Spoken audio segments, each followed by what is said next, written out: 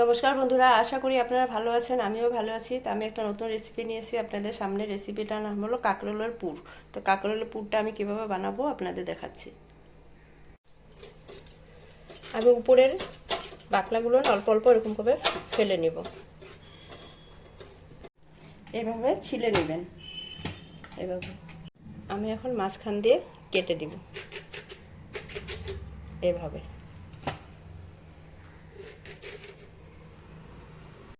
কাঁকরোলটা আমি অল্প লবণ দিয়ে ভাপ দিয়ে নিব।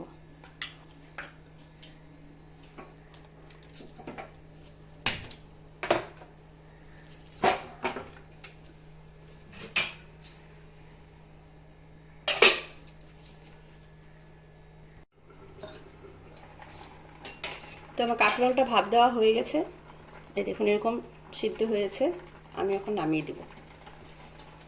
বন্ধুরা, কাঁকরোলটা আমার ঠান্ডা হয়ে গেছে। এখন তো কাঁকরোলের বিচিগুলো সব আমি এরকম করে বের করে নেব।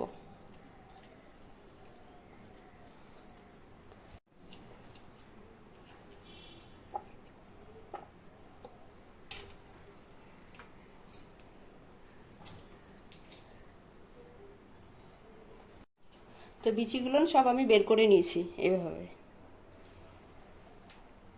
তো কাঁকরোলের পুরের জন্য আমি একটু মশলা করে নেব। আদা, রসুন, কাঁচা লঙ্কা আর অল্প পেঁয়াজ আমি একসাথে বেটে নেব।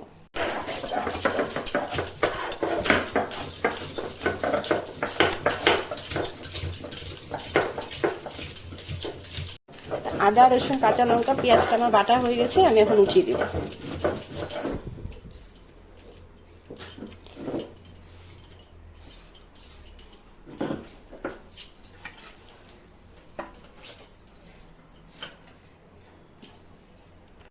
অল্প কালো শস্য,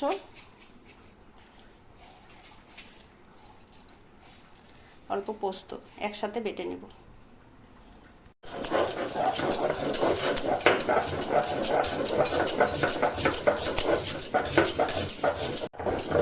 পোস্ত শস্যটা আমার বাটা হয়ে গেছে। আমি উঠিয়ে দিব।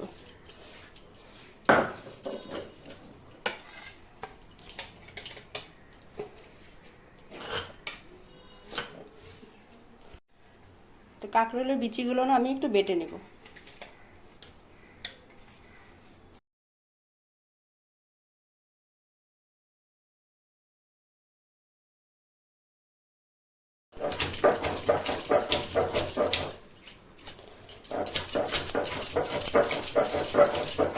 কাঁকরোলের বিচিটা আমার বাটা হয়ে গেছে। আমি উঠিয়ে নেব।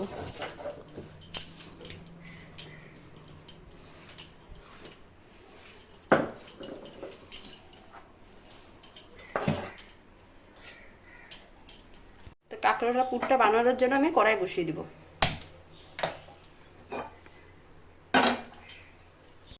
কড়াইটা গরম হয়ে গেছে। আমি সরষের তেল দিয়ে দিব।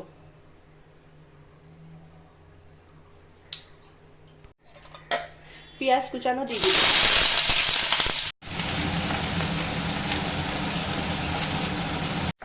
পেঁয়াজটা একটু ভাজা হয়ে গেছে।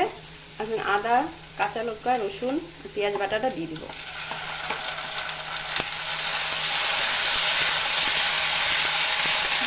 এটা আমি স্বাদ মতন লবণ দিয়ে দিব। হলুদ দিয়ে দিব। অল্প শুকনো লঙ্কা গুঁড়া দিয়ে দিব। এখন আমি মশলাটা আমি খুব ভালো করে একটু ভেজে নেব।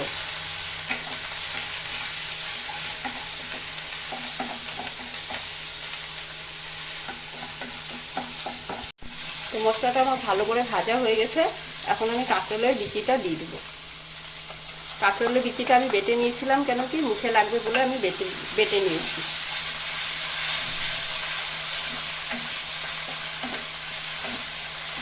আমি এটাকেও একটু ভালো করে ভেজে নেব।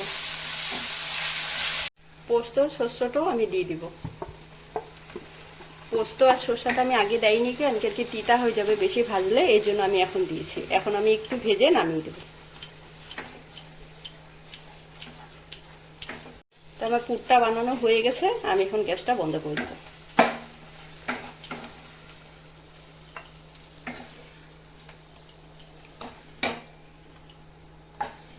আমি কাঁকরোলের ভিতরে আমি পুরটা ভরে নেব।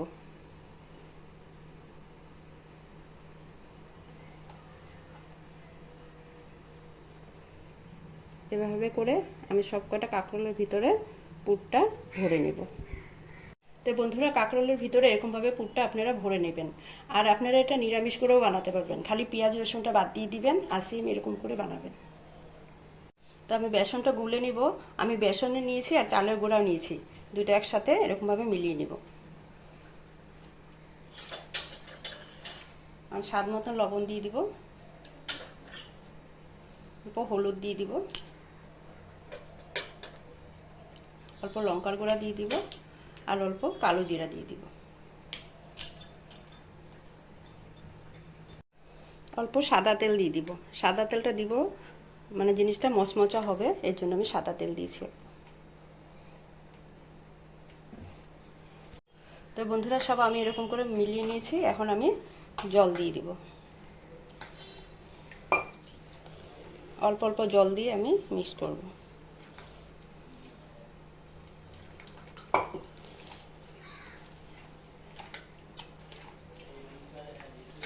তো ব্যাটারটা আমার বানানো হয়ে গেছে। কাঁকরোলের পুরটা ভাজার জন্য কড়াইটা বসিয়ে দেব। সাদা তেল দিয়ে দিব।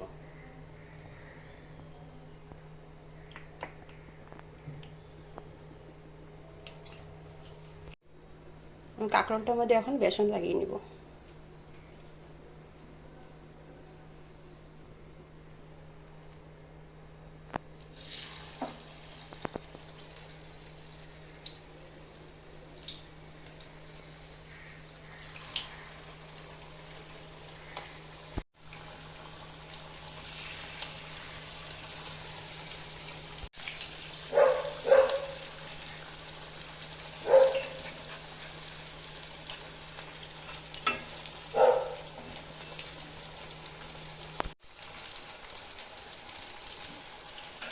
তো আমি এরকমভাবে সবকটা ভেজে নিব।